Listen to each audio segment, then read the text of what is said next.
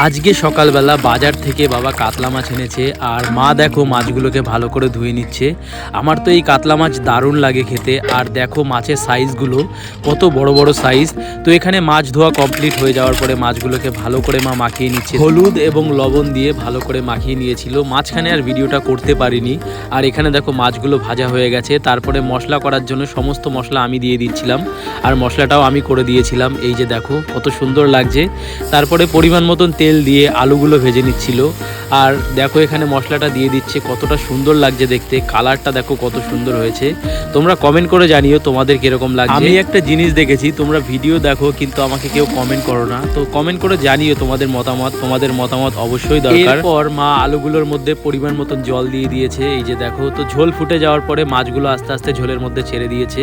আর কতটা সুন্দর লাগছে একবার দেখো। মনে হচ্ছে খুব সিম্পল, কিন্তু রান্না করাটা খুবই ধৈর্যের ব্যাপার, অনেকটা সময় সাপেক্ষ।